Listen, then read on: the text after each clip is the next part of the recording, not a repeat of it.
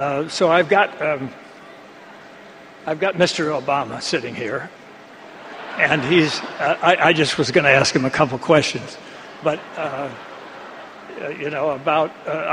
remember 3.5 years ago when Mr. Obama won the election, and though I wasn't a big supporter, I was watching that night when he was having that thing, and they were talking about hope and change, and they were talking about yes, we can, and it was dark and it was outdoors and it was nice, and people were lighting candles, and they were saying, and I just thought, this is great. I mean, everybody's crying. Oprah was crying, and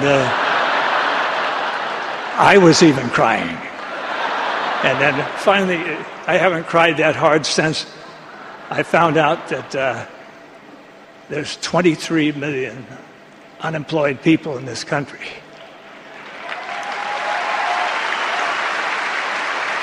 And now that is something to cry for, because that is a disgrace, a national disgrace, and we haven't done enough, obviously. This administration hasn't done enough to cure that.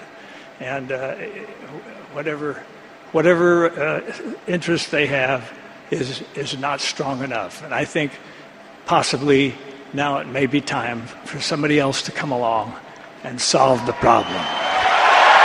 Well, I know even some of the people in your own party were very disappointed when you didn't close Gitmo. And I thought, I think closing Gitmo, why close that? We spent so much money on it.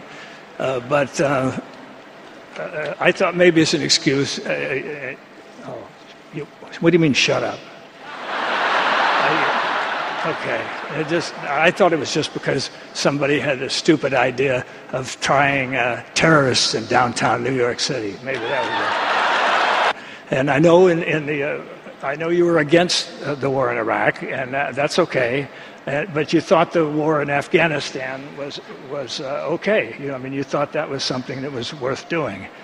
We didn't check with the Russians to see how they did there for the 10 years. But maybe, I think you mentioned something about having a target date for bringing everybody home. And you give that target date, and I think Mr. Romney asked the only sensible question, and he says, why are you giving the date out now? Why don't you just bring them home tomorrow morning? But I'd just like to say something, ladies and gentlemen. Something that I think is very important is that we own this country. And it's not you owning it and not politicians owning it. Politicians are employees of ours. And when somebody does not do the job, we've got to let them go. But, okay. You ought to make my day.